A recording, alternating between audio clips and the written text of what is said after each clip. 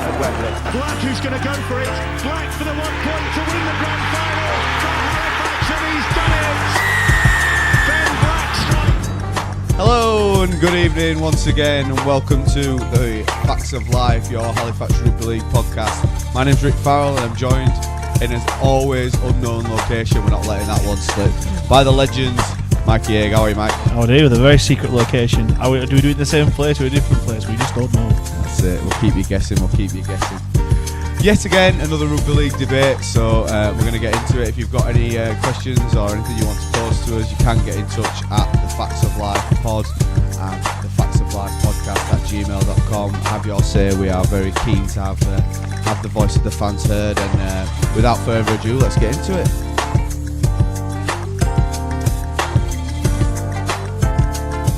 So, Mike, 'tis the season, and what better gift would you want than the Yorkshire Cup 2 weeks on Sunday to go? Are you looking forward to it? Any sort of rugby league will do me. First game of the year against Bradford, bring it on. Love it. I mean, it's not the nicest of places to go in summer, but it's going to be an eye opener conditions wise for some of the lads that haven't played there before. What do you think? We went to the Fax Forum the other week with Richard Marshall, very Simon Griggs, and Scott Morrell talking very candidly and with a lot of passion about the plans for the club going forward in the next year. And they mentioned at the forum that if we're going to be in it, why not go to win it? What are your thoughts on the competition as a whole? Definitely, I think it's an inspired idea. I think it's brilliant. What better way to prepare yourself for the season than having three competitive games? Because isn't it, even if you lose, you still get another game against another team? It's kind of a round robin thing. It's much better than sort of organising these friendlies and playing reserves. It gives you a competitive edge to a game when there's something on the line. The teams involved, for those that don't know, the competition starts on the weekend of the 6th of January. It's aptly named Yorkshire Cup because the teams from Yorkshire. Who'd have thunk it? From Yorkshire. Who'd have thunk it? There's been some, I don't know what you call it, guffaw over the name, the Yorkshire Cup, when it doesn't include the Super League Yorkshire clubs and the South Yorkshire clubs. What are your thoughts on the competition being made widely available to other clubs? Further on down the line, maybe, but it's for this year. Let's keep it as is, and then if it gets wildly popular, then it might be a bit of a headache for the RFL or Super League to have. But the thing that gets me about the Super League clubs wanting to get involved is that they already moan too much that they have too many games and there's too many competitive games, and then if one of their star players gets injured, it's like, oh well, we've got another competition that players can get injured in, so it's a bit of a weird one. The thing for me was always like, this is a necessary evil. It's been generated by the clubs themselves to get a bit of extra income in. It's been done without the RFL, hasn't it? So. Well, that's the point I was going to make. It's not an RFL competition, so people petitioned in the RFL to get their clubs involved or other clubs. It's a totally private enterprise, and like I said, the clubs. We'll go through the list of clubs: Batley, Dewsbury, Bradford, Halifax, obviously, hooray! Hunslet, Featherstone, York, and the amateur side, Hunslet Park side. I mean, for an amateur club to take part against full-time professional, fully professional, I should say, clubs is a step forward. It'll give them a boost in finances and in exposure, won't it? Yeah, fantastic. They've not lost a game for 3 years or something, and they've been the dominant force in the amateur game, and I think it's inspired. It'll give them the day out that they crave, really. Like for instance, like they'll be playing at the home of the former world champions if we're going to big up Bradford for a minute, or they can play at the wonderful ground of the Shea possibly, so we just don't know. That's it. Well, I think the thing that strikes most people is there's no fixtures other than the first round announced, and the winners will go on to play the winners, and the losers will obviously have their own little tournament and arrange friendlies amongst themselves, which is a good thing, because like you say, we're guaranteed 3 friendlies, when some years we might have to struggle putting one on at home because of the weather and the football being at home. So hopefully the weather does kind of stay away, no more beasts from the east and that sort of stuff, so the games can get played. I think we had enough of that last year, didn't we, really? Enough for a lifetime. Yeah. But no, I think it's an inspired idea. I think it's an ideal way for players to get fit for the season. And like you said at the forum, Richard Marshall said that we'll play our strongest possible side to play Bradford. There'll be some players that might not necessarily be ready to play or aren't necessarily match fit or anything like that. I know QLT's been late to pre-season training. He's back home down under, isn't he? I believe. Yeah. But I think it would be fantastic to if we're in a competition, we want to win it. We want to breed that winning mentality and do what we haven't done for the last few years and start a season strong. Yeah, I totally agree. And especially with it being Bradford's first game, it's a double header at Odsal on the Sunday, the 6th of January. The first game is Batley against Hunslet, with ex-Fax players on show for both sides, and then obviously the so-called main event, the derby at 3 p.m. So if you can get over to Odsal on the 6th of January, what a great way to start your year by getting along and watching some live rugby league. It'd be fantastic. As I say, Bradford have come up from League One. They wanted to prove a point, and what more motivation do the players need? I've noticed quite a lot of the players on social media absolutely loving the fact that we're playing Bradford 4 times in a year. Well, they always say they're the best games, they're the best atmosphere, and everything along those and also lines. the atmosphere is great because, like, I don't know if you went to the Boxing Day friendly last year. I did. I was taking pictures actually. Yeah, where we played. There was a smattering of first teamers there, and it just kills the atmosphere really. Like, it's a money spinner. I mean, I think the festive games are money spinners out there at that time of year when people traditionally would have. See, this is the argument I was having with someone a couple of weeks ago, is that they were saying, well, we always used to play Boxing Day. I said, yes, but it was part of the season. Part of the season, yeah. So, you're looking at players that like the Welsh boys and Woody from Jamaica and Cav at Scotland.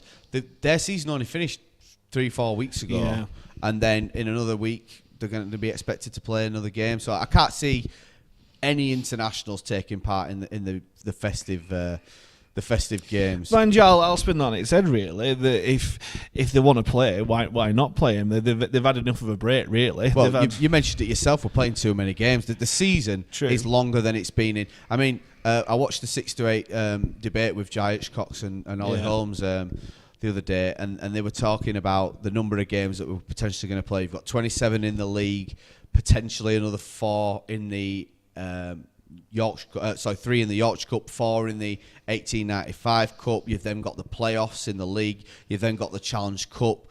You could end up playing 40 plus games in a year. That's a lot of rugby league. True, and player welfare does come into it. But if you ask any player how many games do they want to play? Well, they want to play in every game. They want to play in all the games, they want to win all the cups, and that's the reward you get out of it. Yes, you'll probably be knackered and you might be mentally drained and that, but I say bring it on, really. There aren't many weekends off, I think, as well, from a player welfare point. I think at one point we don't have a week off for a good 2 or 3 months into the season. No, and that's where our big squad comes into it. Now, obviously, we will get into that, but squad rotation is a massive point for that, really. Well, as you said, the squad numbers are out. We will get onto the newly released Fax squad numbers and dissect those a little bit.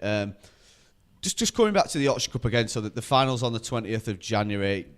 Are you going to make any predictions for this tournament? I mean, like you say, it's still a pre-season tournament, and I have to admit, I like the fact that they've done it the way, when it comes to finances, you can buy one ticket and get into every game.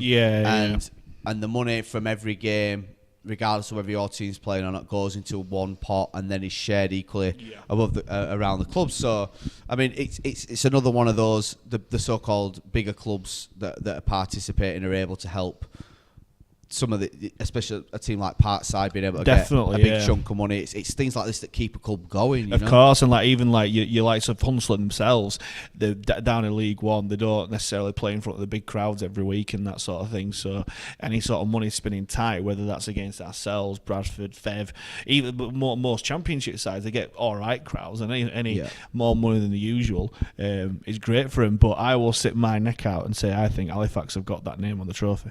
I am very, very confident about it. If we do take it as seriously as what Marshall, Morell and Grick saying at the fans forum, then looking at the squads, looking at the depth of squads there. Well, if excuse me, if you look at the teams that are involved, you're looking at probably the strongest 2 teams in there are Bradford and Halifax. I wouldn't rule out York, to be honest, but York, will have had a good pre-season. You look at Featherstone, the coach. They've got a new coach, a complete new squad. Bit of an unknown quantity, isn't it? Because they say the coach has come out of nowhere. Some of the players. Not only that, he's not in country yet. No. So we're a month into pre-season. They haven't even started yet. They've made some signings. And obviously Rickard's gone as well. So have they replaced him? Really? So I think this might just come too soon for Featherstone. Like I say, Hunslet, they've signed well for League One. They'll be looking to put on a good show against Batley, who are always strong and competitive. And Dewsbury as well will be looking to fancy the chances. Lee Greenwood as coach as well. In fact, connection there. And obviously he's taken his brother Gareth over there, another Fax lad. So yeah, it's really shaping up to be a really classy competition, and I hope all the clubs take it seriously, and we get some competitive games. I understand it's not a game where you name 19 and can only play 70. I think that's the thing that they were kind of at the forum. They didn't really know, and I think I hope that they do kind of do unlimited subs and that sort of thing. Well, that's what I understand. It is that it's a 20-man squad and rolling subs. Because again, with player welfare, getting more people fit. It's pre-season, and you want to have a look at as many players as you can. Because normally when you do have friendlies, it's name as many people on bench and that sort of thing. There, obviously, you don't want to take the piss and name a 31-man squad and change your team at half time kind of thing. But you've got to have a fair crack of the whip and be able to play as many people as you can, really. So. Like we say, get yourself down there on the 6th of January for the double. I think I was channeling a demon there. On Sunday, the 6th of January, the first game's at 1 p.m. Batley and Hunslet, quickly followed by Bradford and Halifax at 3 p.m. It should be a great day out. Wear your thermals and your long johns. Yes. Yeah. Get your Christmas presents worn, your Christmas jumpers and your long johns, as you say, and your gloves, and also some of the merchandise that's available down at the club shop as well. I'll do my. Just spend all your Christmas money on it, on everything warm, and then the sun will come out in February because of global warming, and I'll be taking my Bovril down. That's all I'll say. So yeah, that's the first cup of the year that's up for grabs, with the final being on the 20th of January. And obviously we won't know the fixtures until the games are played, so keep an eye out for developments in that cup. To be able, there's 3 trophies really. I suppose 4 if you count a League Leaders Shield to go at this year. 5 if you count the Challenge Cup. So 5 trophies. You need a big squad. So it's a pleasant change for Fax to actually be able to name, before a ball's been kicked and a shoulder's been put in anger, a 31-man squad, isn't it? Do you want to get into this? It's all fair and well having a 31-man squad, but what's impressed me is the quality that's there. It's before where if one of the starting 17 got injured, you'd have the odd couple who can come in who had a bit of quality, but I think for most positions on that field, if you would replace quality with quality, and that's where I feel really confident that we'll win the Yorkshire Cup for certain. I think we'll win that. But get your money on now, folks. I'm famously rubbish at my betting, but I just think we will. I think Marshall's determined to get us a good start in the competition, really.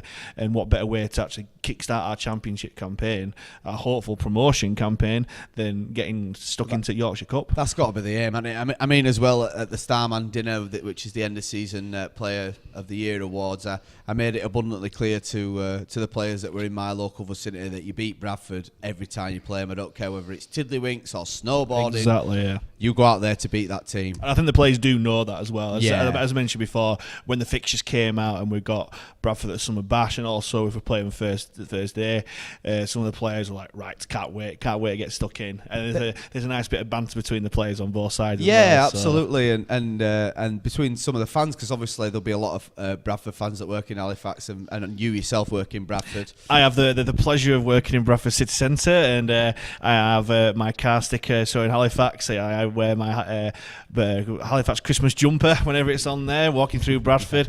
I don't think many people know about rugby league there, but I don't give a damn, to be honest.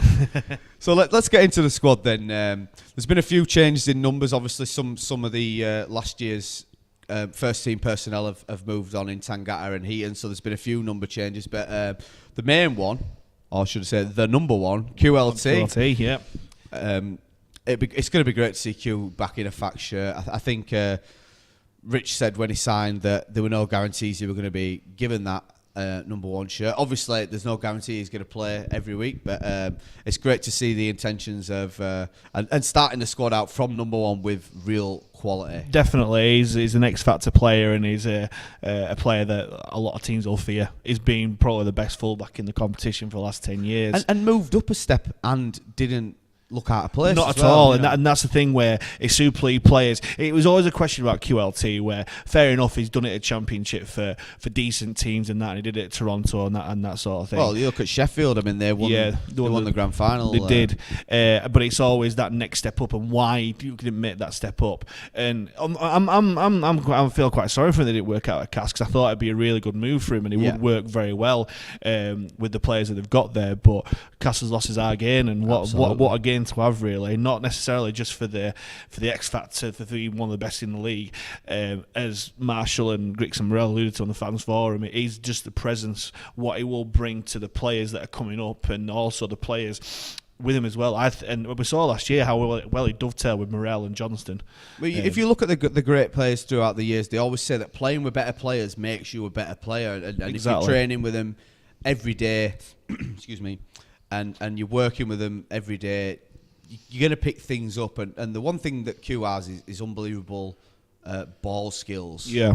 Which is something that if we can sort of instill that into our younger lads coming through, will be absolutely invaluable, won't it? Definitely. It might be a bit tricky in the first few months of the year, but as the old wonderful Halifax saying goes, wait for the dry tracks, and it'll come to it's funny you say that, because again, coming back to listening to the 6 to 8 debate, they were over the moon at the return of the Steeden balls. Yes. Now, I don't know if you've ever used a Steeden compared to a Rhino or a Gilbert. They're infinitely better. The grip, and especially like say in wet weather. So it's going to suit a team like Halifax. Definitely, and I'd say we won grand finals with Steed and Ball as well. But It's an omen. Yeah, and to the people who are listening to this podcast from the outside looking in, who aren't necessarily esteemed in rugby league, who haven't necessarily played or anything, and to moan about the make of a ball, it does change. It sounds insignificant. It does, but it does make so much of a difference. Like, for instance, when I used to play, I was a goal kicker, and I used to play union for my school, and also played league out of school. And I noticed the way that the ball moved with a Steedham ball as opposed to a Gilbert ball or a Predator ball, which used at school as well. But whenever you watch Super League and it was wet, and the amount of handling errors, the amount of players that actually said Rhino ball's like a bar of soap. Well, you shouldn't. I don't know if you remember, there was a bit of a controversial play. I think it was Wigan, actually, when Pat Richards was there. They were actually dousing the ball with water before they kicked off. Yeah, that's been going on for years.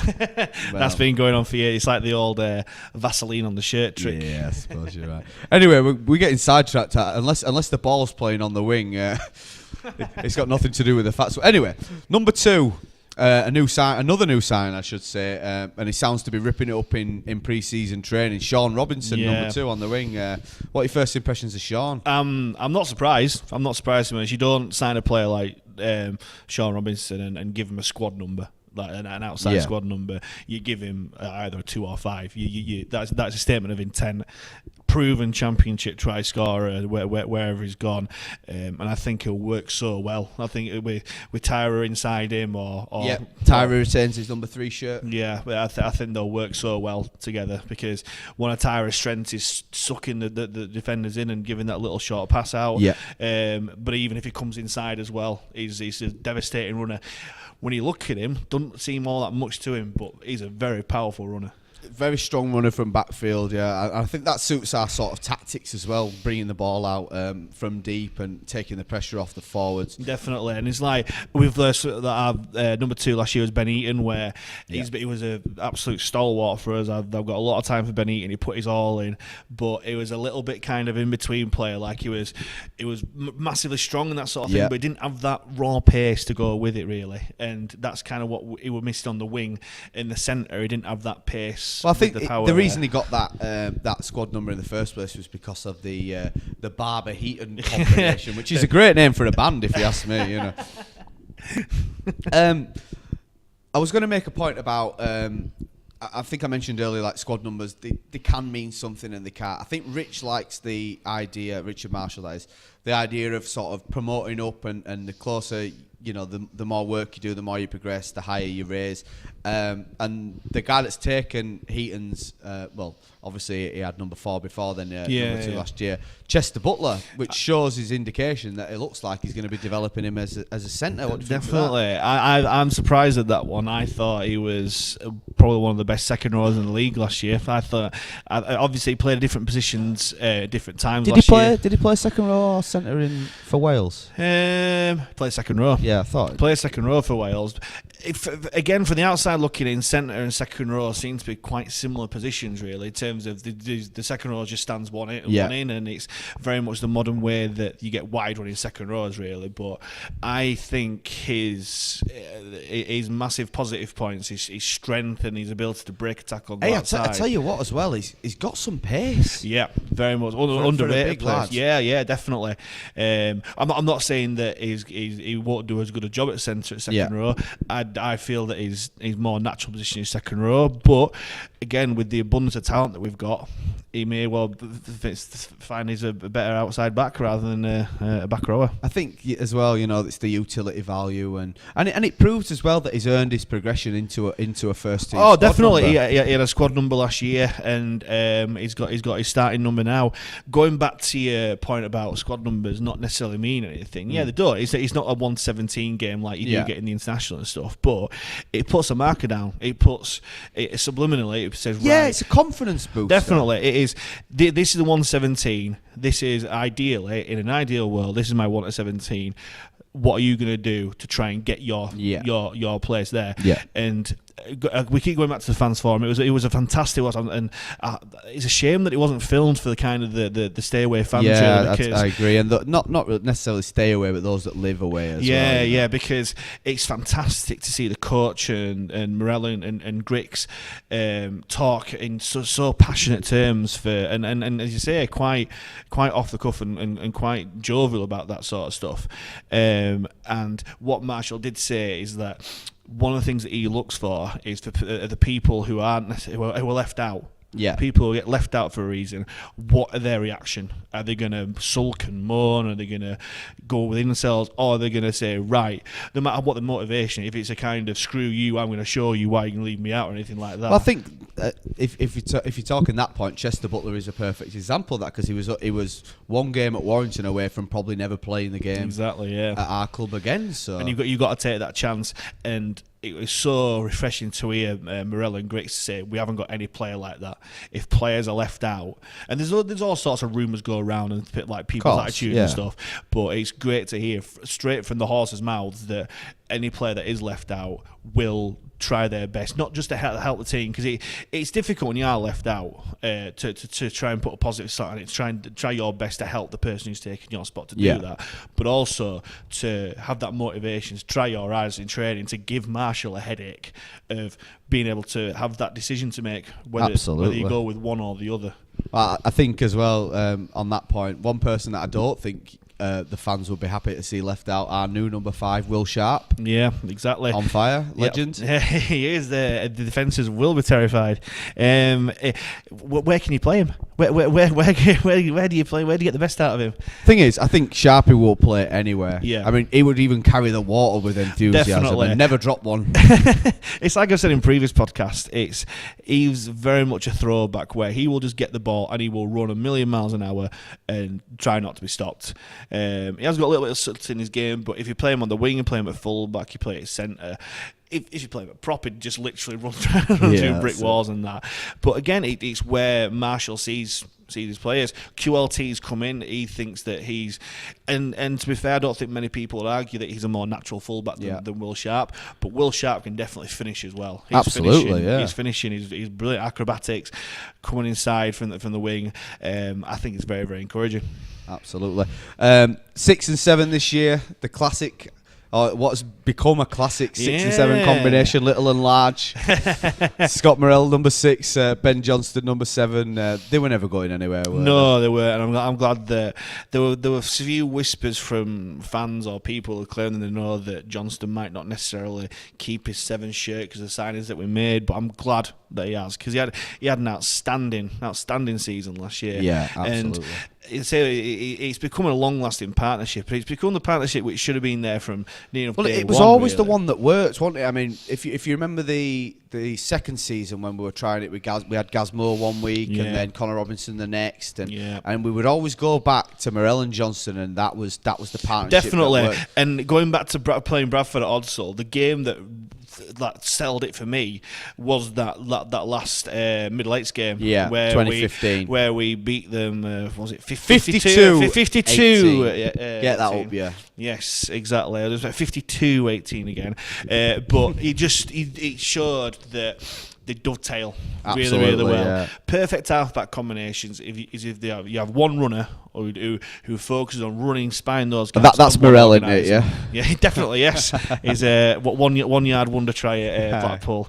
But yeah, I think John O has put his work in, because again, going back to my previous point of what's your reaction going to be if you're left out? He's not sulked. He's not. He came back like I think I described him as a starving animal. He'd been kept without food and he were ready to pounce on anything, wasn't he? Exactly. I mean, he basically kind of, when Gazmo came to the club, he took his 7 shirt, he got moved to 1. Fullback never really worked for him. Yeah. He used Robinson, used that.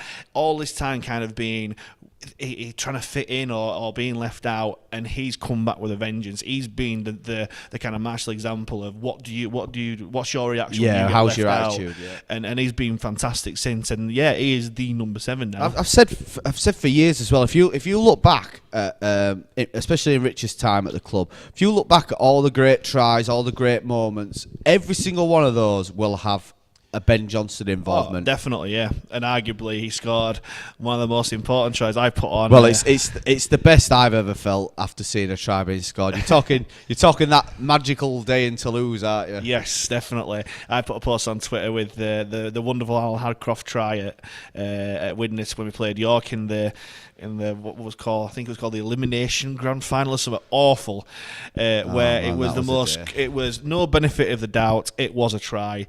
Screenshot it, and I put on, is this the most important try in Halifax's history? And then Scott Morrell said, no, Jinky Johnson's trying to lose. I'd hard to argue with him, really, in terms of the feeling. Yes, that was fantastic. And the thing as well is both those lads, that they're so down to earth, and the facts through and through. I mean, they'll do anything for the club, those two. Definitely. Moving on to the front row then. We've got, obviously, with the departure of Adze, the number 8 shirt was up for grabs, and Big Dan Fleming has moved up into number 8. Even Drago himself. Benny Kay retains his number 9 shirt, and maybe surprising to some, but not to us. He played there a lot last year. Bob Fairbanks moved from 13 to 10. That's a pretty good front row in my eyes. Yeah, it's I would have said before the internationals, it's kind of a mixture of prop styles, really. You've got Fleming, who's big, bullocking, will work his heart out and be spelled. Whereas Fairbank will give 80 minutes every week. Whereas Fleming for Wales, he got man of the match and real good plaudits from outside eyes that don't necessarily see him week in, week out. Yeah. And he played 80 minutes. So, he can definitely do it. He definitely do it, and you don't. And the fear is when you play a prop who usually spell for 15-20 minutes, and you play him for 80 minutes. Is do you lose the effectiveness? Do you lose the explosiveness? Yeah, exactly. And you don't with Fleming. He will tackle his blood to water, very much like Fairbank. And I mentioned on the other podcast what a fantastic front row of Fleming and of Kavanagh to pick from.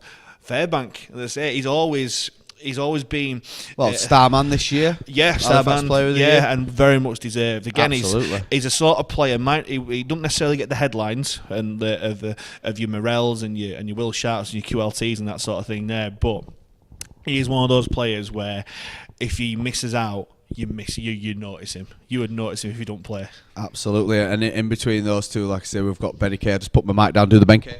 Yes. Quick celebration there. Another lad played 100+ games for Fax through and through. Yeah. He's said in many interviews, I wouldn't even entertain going anywhere else. No. This is my home. And why would you? And why would you, exactly? But no, I'm so pleased Ben Kay's got that 9 shirt, because Brandon, if Marshall had given it to Mo, I don't think there'd be anyone. I don't think either of them are complaining. No, right. but again, it's vindication and of a fantastic season that Ben Kay's had, really. And again, it shows to your likes of Brandon Moore, if he's that bothered about having the 9 shirt. Well, I think I read an article in the paper, in the Courier, that said that you could put Pudge in 99, he won't be bothered. You know, he just wants to play the game. So. Yeah, but then again, like to the likes of Curtis Davis, is it? That's correct. Yes, finally got it right. Curtis Davis, who will probably one day be that starting 9 yeah, or totally on the bench, and will be pushing for the place if either one of them has a bit of a knock. But Ben Kay is one of my favourite players. He is just Mr. Enthusiasm. He is one of the players who he's so obvious he loves playing rugby, but also playing for Fax as well. And I'm so glad that he's got that number 9 shirt. It was his birthday the other day. Happy birthday, Benedict. He's one of those where he celebrates. He has one birthday a year, celebrates the other 364. Yeah, that's it, isn't it? Spot on. Into the back row. Grady keeps his number 11 shirt, which is fantastic. Yeah. I mean, he had a fantastic season, and again scored a really important try that kept the season going. Ed Barber at number 12. Very skillful player. Underrated is Ed. I think he's very underrated. He's as we've alluded to in the previous podcast, is he is a jack of all trades, a master of none. Yeah. But I think the utility is a plus with Barber, because you can put him anywhere. He even played a little bit last year or year before at hooker, and he did really, really well. I'm surprised he's got the 12 shirt, I must admit. I thought that there'd be other players, which we'll come on to soon. Well, I think Rich mentioned the fact that the shirts were given out to reflect how the training has gone in pre-season so far. Obviously, Ed got injured midway through the season last year, so he managed to get a head start on pre-season. And fair play to the lad, even when everyone else was having the time off. Ed was in the gym every morning, working hard with Harry Kidd as well. Yeah, again, it goes back to that thing about attitude, about fair enough being enforced absence, but doing your bits, not just sulking because you're injured or anything like that. Doing the work there. And again, I must admit, I'm surprised he's got that 12 shirt. There's other players that I thought would have got that. But who would you have given it to, Mike? I would have thought Leroy would have got 12. To be honest with you, if you're given the signing that he is, the experience that he's got, but local player Ed Barber, he's been with us for is this his 5th season now? This will be 5. Yeah, 5th season. Again, that seems to have flown. To be honest, yeah. Doesn't seem 2 minutes since he made his debut, but he's I a think character. he scored as well. with his first touch, didn't he? An interception with his first touch. Yeah, but I'm not going to complain about too many Fax lads in the team. And again, it's reward for his attitude, and it shows to the likes of Leroy and other people. And not just him as well, but the young players that if you keep your head down, you work hard, even in adversity, that you will be rewarded. Yeah, again, and like you said before, an underrated player, don't necessarily get the headlines, but he definitely has value. He has loads of value, and stick him wherever, stick him at second row, stick him at centre, stick him at hooker, stick him at loose. He'll do a job, and he'll do a really good job at that. And moving on to loose, number 13 this year, the absolute legend who swapped from number 12 to 13. Future coach in my eyes, Simon Griggs. He was my player of the year last year, and even though he wore 12 on his back, and even though he was named at second row on many team sheets, he played loose forward last year, and he's just a class apart. Even at his advancing years, he's a classy human being in my eyes. Definitely. But the biggest plus I got from that fans forum, again, we'll keep referencing this fans forum, is hearing him talk, because again, he's not necessarily a loud voice that does all the interviews and stuff like that, but everything he says is just like what a class guy. Yeah, you spend an afternoon with Griggs, so you will learn more about rugby league than you would ever hope to by watching the game on television. And he's been there and done that as well. He's done everything. He's possibly the unluckiest player I've ever seen in my life in terms of injuries, but he's still won Challenge Cups, he's played in Grand Finals, he's played in World Cups, he's done it all, and to have that as a loose forward for Halifax, assistant coach, may well end up being a future Halifax coach. He's just all positive, and as I say, it's fantastic that he's going round again, because I was quite worried that, given the punishment his body's had over the years and that he might kind of start to wind down and be more focused on the coaching bit. But after the season he was my player of the year by a mile. We always miss his influence on the field. I mean, it's so understated how much of a calming influence. You know, a bit like that Cooper Cronk in a grand final. He might not touch the ball that many times, but just being there as a brain on the field is definitely being a presence. But also, again, one of the things there, if you miss him when he's not there, he might not get the headlines, but you take Simon Griggs out of that team. Again, like at Widnes, in the qualifiers, if he'd have played, a lot of people say that we might have won that game, really. But as I say, I'm so chuffed that he's got that 13 shirt. Moving on then, into the out of the first team numbers, I suppose, if you want to call it that. The interchanges. Number 14, in my eyes, this year, he's kept his shirt. He's probably the hottest property in the championship, and is one player that I think if he has another sterling year like he had this year, we will really struggle to keep hold of him. Brandon Moore. Yeah. He just gets better and better every season. He's just class. And again, so unassuming in the job that he does, really. And the scary thing is, I think he's got so much more to give. He's wide as a skip. There's so much improvement in him, as I say, and having the likes of Ben Kay and that with him, but also having the kind of, I think Marshall alluded to the fact that he's not necessarily that confident at times. He's got a bit of development there. That's scary for everyone else, because totally agree. When we played Lee last year and he came off the bench, the observers that were there saying changed the game. He's a Super League player in waiting, and I'm very surprised that Super League clubs haven't necessarily got in for him. Well, really. I believe some did come in. I'm not going to name any names. Obviously, it's not my place to say, but I think he had the choice and decided to stay with us for another year in his development. Like I say, he might not be too confident in some parts of his game, but I think it's a real coup for the club to be able to keep all the guys like that. And again, it goes back to dovetailing really, really well. You got multiple schools of thought in terms of how you use your hookers on the pitch. Yeah. Some clubs go with a full 80-minute hooker who this might be more relevant as well now, because if from what I understand it, that the interchanges are going to get cut down by a lot of it goes down to that. But you mentioned Johnston coming on a starved animal. Brandon Moore has that same effect. Ben Kay, going back to the 2010 season when we had Bob Bezic to start off the hooker, bringing on Sean Penkovic. The year before we had Gleeson as well. So again, we had 3 good hookers, a bit like we have this year, that can, like you say, battle it out and give us each a different option. And when that lull happens on your 20-25 minute mark, to bring on someone like Brandon Moore to cause havoc and spot those gaps, and that is fantastic. Absolutely. But again, it depends on how the interchange rule works, really, because players might get longer minutes and that sort of thing. But I think you likes of Brandon Moore. Quite a few times last year, Marshall toyed with the idea of playing Moore first and then having Kay on the bench.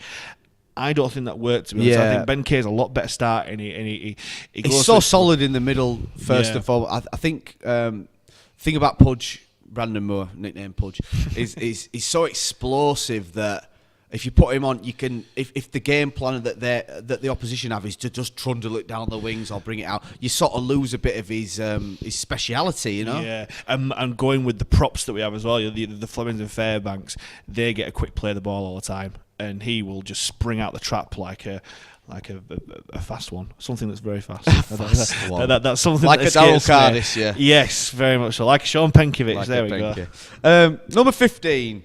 The cockiest man never to play for Halifax, but far from the invisible man. He did his ACL in pre-season, first week last year. Still turned up every week, supported the boys, part of the team. Harry Kidd. Yep. What do you know about this lad? He got the Young Player of the Year at Gloucestershire All Goals, wasn't it, when he had that season there. That earned his move to Halifax, and as you say, really, really awful luck, because he was absolutely smashing it in pre-season training there. And the most impressive thing, I said it on previous podcasts, I even said it to him when we had the Christmas do down at the old post office, is that, again, going back to what Marshall said about having players who, when you are not playing, how do you react? He could have quite respectfully gone and been the background, felt sorry for himself, that sort of thing there. But no, he was doing his rehab, being visible, being one of the team, and that's the fantastic thing about him, that he is one of the boys, and he's rewarded with that 15 shirt there. That's a culture of the club as well. Yeah. Is that you come in and even if, like you say, how do you react if you're not playing? You're supporting, you're doing everything you can to make the people around you better. 16-17, another 2 new signings. The French destroyer Kevin Leroy at 16, and I like that. the king of Fax, Ben Kavanagh at number 17. I mean, to be able to add 2 players of that quality that have played the amount of Super League games, played in World Cups, and they look to have settled in well in pre-season. I don't know if you've seen some of the videos that have been doing the rounds. They look to be getting fit and ready to go. Yeah, I can't wait to see these guys play. Yeah, and I've alluded to in previous podcasts, Leroy can play in many different positions. He could well play in the front row like Fairbank. He could wide running inside the second row.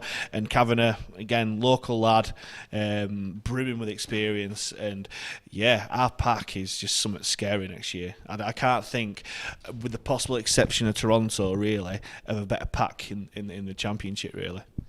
Number 18 has moved down from his number 8 last year. Maybe had a bit of a stall in his development. He'll be looking to get back on track. Elliot Morris. Yeah, big fan of Elliot Morris. Again, we're really unlucky, really, because as I say, he's never.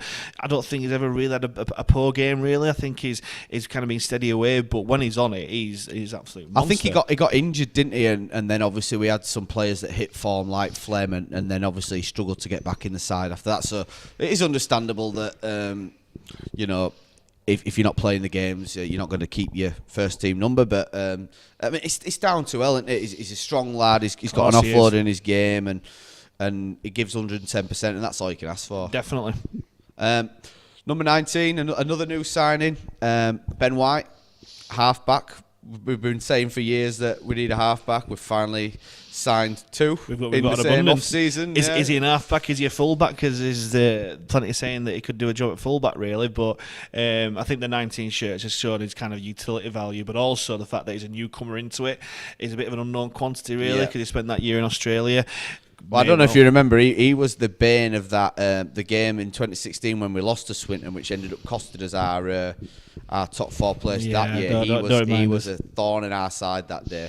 Him and Sean Robinson. Yeah, if he could recreate some of that, then it'll be a fantastic signing. But hopefully he gets his run out in the Yorkshire Cup. I'd love to see him playing against Bradford and kind of recreate that upsetting habit, really. Absolutely. Number 20, James Saltonstall, a personal favourite of mine, another Fax lad. He's obviously been ousted from he's had the number 5 shirt since the first year, the second year that he signed. Yeah. So he's gone back to the number that he had in the first year. Now, Salty, the kind of guy that he is, he'd be the first to admit that he's not always the most clean cut and I won't say professional because that's doing the lad disservice, he can be a bit sort of wacky and out there. A bit unconventional, I would say. That's a good word, unconventional. But I love the fact that even though he's been I won't say relegated, but he's been moved to the number 20 shirt. He's not sulked like most people would think he might do. He's gone out and said, I want to be that starting winger at Widnes at Bradford. As I say, if going back to what's the squad number, does it really matter? Really? Totally agree. And going back to his old squad number, when he originally signed, he was a bit of an unknown quantity. Really played in Warrington's academy under Marshall and that. And by the end of the season, he forced himself into that starting lineup, no matter what he's got on his back. And on his day, he's one of the best wingers in the championship. He's fantastic, and there's no better runner from the backfield. I mean, yeah, the amount of penalties he wins on first tackle is absolutely ridiculous. I like the fact you say as well, squad numbers don't matter, but we're sitting here talking about it for 40 minutes. But anyway, moving further down the list, Conor McGrath keeps number 21, fantastic fast winger, showed his worth, scored arguably the try of the year last year. Number 22, Connor Davis, a promoted reserve player, made his first team debut last year, didn't look out of place.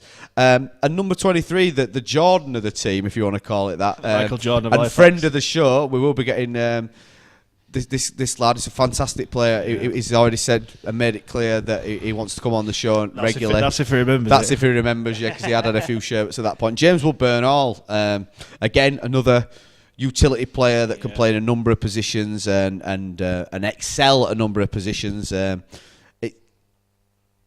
And I'm surprised to see him so far down in the numbers list, or do you think it's the case of, do you think he's chosen it? Or I think he's probably chosen it, very much like Warren said when he won number 2, he chose 23. Yeah. It's a very iconic number, is 23. I think, again, because of his utility value, and he's not really nailed down a position yet, you can't really put him in those starting positions wherever he starts in the 17. But same as going back to Salty. It doesn't matter what number he's got on his back. If he plays well, he'll force his way back into 17. You never know. 2020, he may well have a 1, 6 or 4 on his back. Yeah, absolutely. Spot on there, mate. Number 24, the other of the Welsh Davis twins, Curtis, the hooker. Yep. As we've alluded to, banging on the door for a first team spot. If anyone that went to the London game or watched it on Sky will have seen the quality of the kid. Yeah, and also for Wales as well, he won't be satisfied with not having a place in that 17. He will quite rightly say to Marshall, "Look, I'm a Welsh international. I've done my job. Absolutely, give me a chance." And I say it's fantastic. But also Connor Davis as well. He's played all right when he's coming as well. Yeah, as I say, he's young, he's learning. Going back to that Widnes game where Griggs was unfortunately injured, he did a really good job, did Connor Davis. He ran his blood to water. Yeah, he's tough as old boots as well, you know. But they both are, to be fair. Definitely. And as I say, they've got all the Welsh guys that including the one that we'll get to in just a minute, they've got a right claim to say, hang on, I'm an international. I want to be playing every week here. Absolutely. Number 25, the only loan signing that we've got for this year. Obviously, we had Will Maher last year on a season on loan. This year, we've got Luke Cooper returns to the club from St Helens. Yeah. I thought he were a solid performer. Didn't put a foot wrong. And what be big really lad, young still. Yeah, what would be really interesting is he's having his pre-season with Saints. So he's having his, that's the deal. He's having his pre-season with Saints, and then he'll come to Halifax in January. So it'd be brilliant to see what he's kind of picked up from that Super League full-time environment there. Absolutely, and the final Welshman that you've just mentioned there finally gets his squad number confirmed. Number 26, Sean Jones, not Sion as most people call him. And he doesn't like being called Sion, so sorry. I think he's warming to it. I think he's getting used to it. It could be worse. It could be Shan, like Lion, Cheyenne. You know. Again, tough as old boots. Yeah, he's got bags of potential. He's a freak of nature when it comes to strength. I mean, have you ever seen a stronger 20-year-old kid? I can't remember one. No, and he's obviously there's bits of development to go on there. He does constantly. He came from a rugby union background. Yeah, so he's a bit naive. I think sometimes last year he got played a bit by more experienced players. He conceded a lot of penalties at the ruck by some of the dark arts by that, but he'll learn. Yeah, those dark arts and milking penalties and whatnot. The Wigan way. Yeah, exactly. But he's definitely one for the future, and I'm a big fan of him. And if he carries on doing what he's doing, he'll go far. Absolutely. Speaking of ones for the future, at the fans forum, which we've now mentioned 1,000 times, it was said that the question was asked, which young player. Or which player? Which signing? It was which signing? Yeah. Are you looking forward to seeing who's going to make the biggest impact? Who's the one to watch, basically? And our number 27, the new signing from Leeds Rhinos, Rhys Chapman-Smith.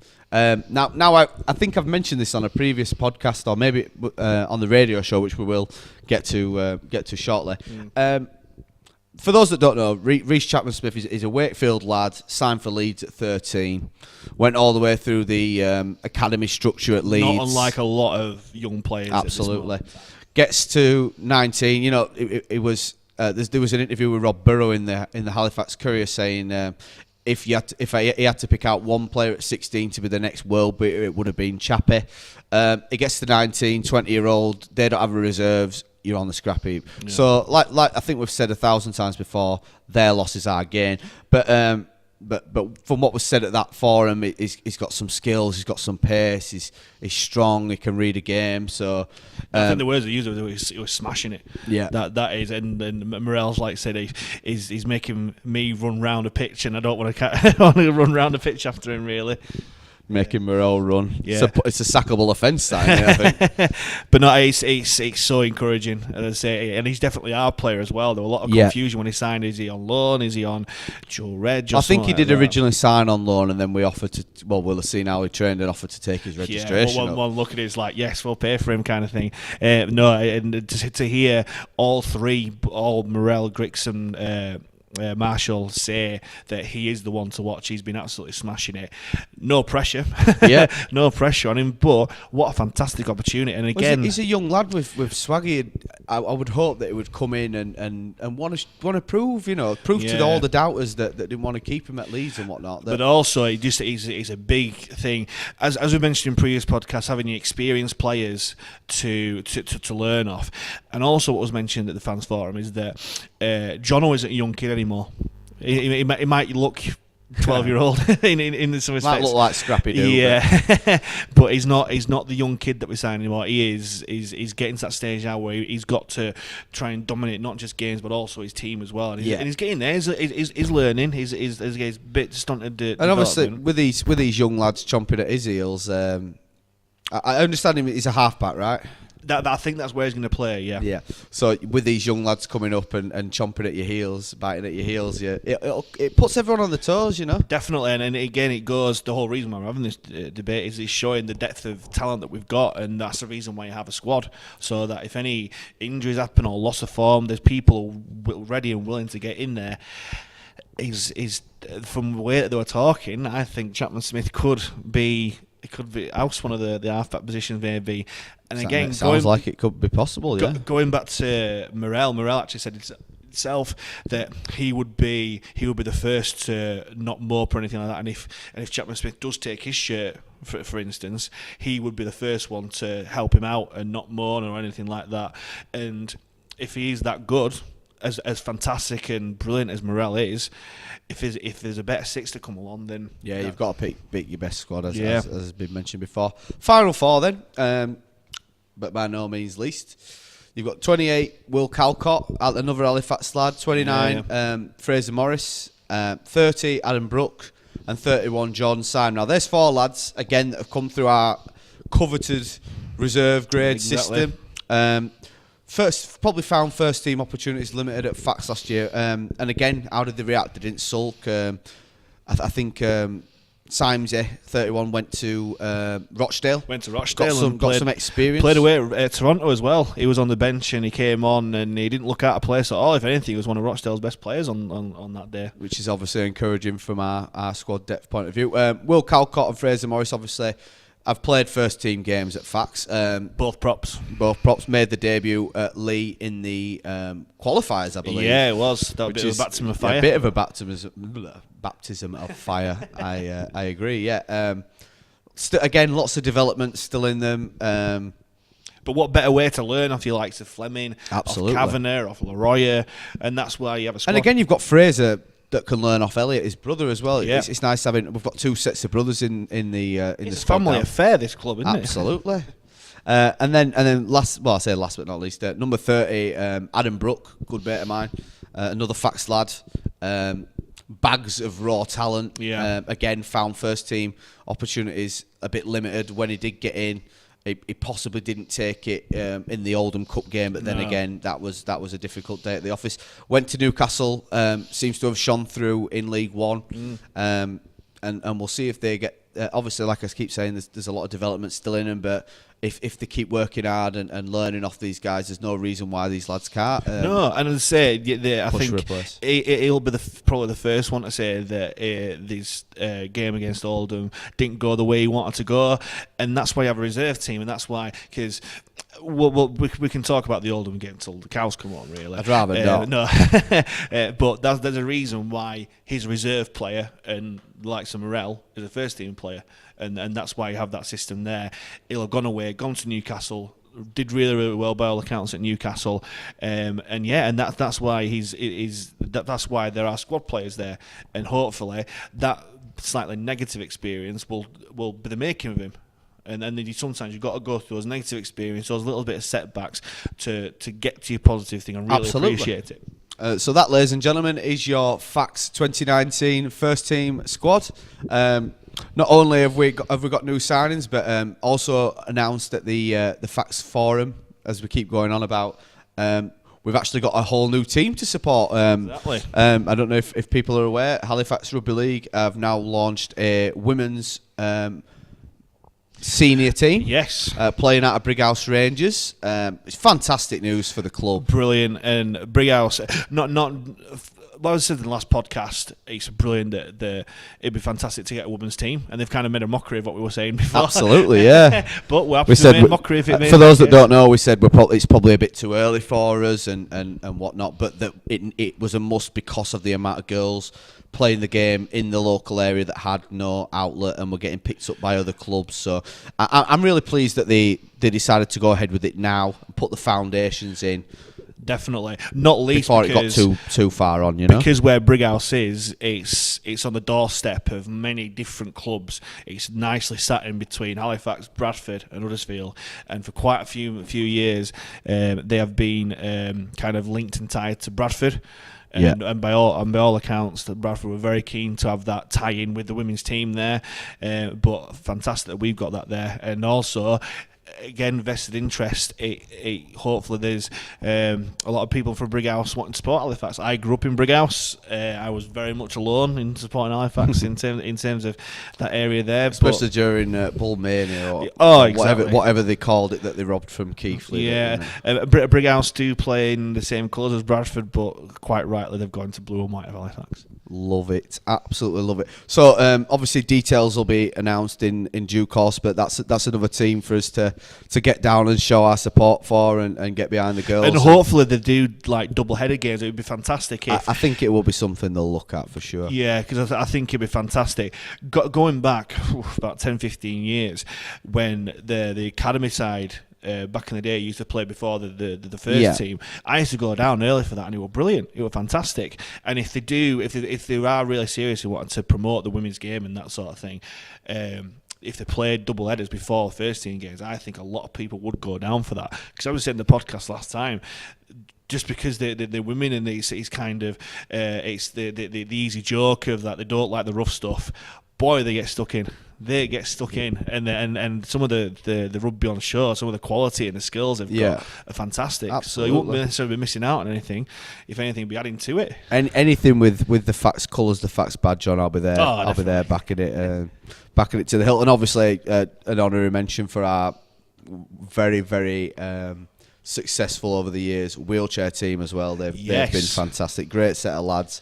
Doing even the club proud. The players had to go wheelchair basketball, wasn't it? Yeah, that's right. Yeah. But, yeah. Keeping it fresh in pre-season. You can't always just run up and down hills. Speaking of hills, we were talking on the way down, weren't we, about the rite of passage for Halifax Rugby League players in general, from amateur to the professionals. That is the hill at Shibden.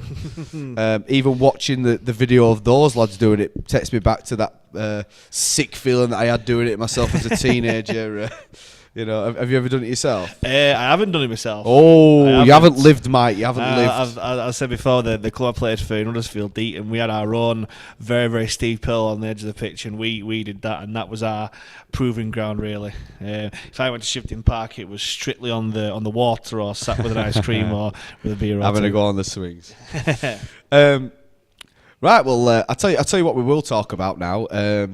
We're in the presence of a local celebrity. And for those that don't know, the newly launched Talking Fax has had its first 2 episodes. Our own Mikey is the host. How have you found it, Mike? I thought you were great, personally. It was daunting, to say the least. It's not like this here podcast where it's not live. It's just the two of us talking. It's not like you've got a journalism degree or anything, you know. I haven't actually. So I haven't. I was in my very early stages. I did want to be a journalist. I did some sort of training there, but I've not done anything like that for years. But being on live radio, even though it's a community station, it goes around Halifax. It is. It has all regulations with it. It is a buzz. It was a massive buzz, and I'm so thankful that I got to do it with Matthew Shaw, the editor of Rugby League World, local legend journalist that he is. I'm so glad that he was there, and you don't know how it's going to come across really, because I had zero time to prepare. I got told in very, very quick terms how to do stuff, how to do your next link. You got to play these adverts once a show, and remember to turn your microphone down, which I didn't. But hey ho.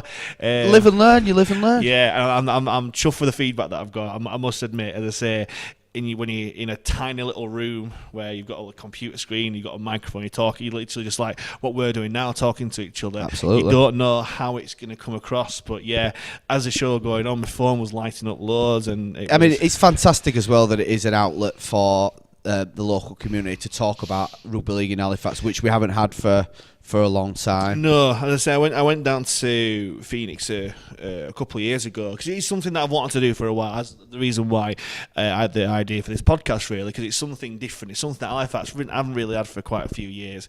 And I went down to Phoenix and said, look, is there scope for a rugby league show? Don't have to be about Halifax, just something about rugby league, because I love to talk about rugby league.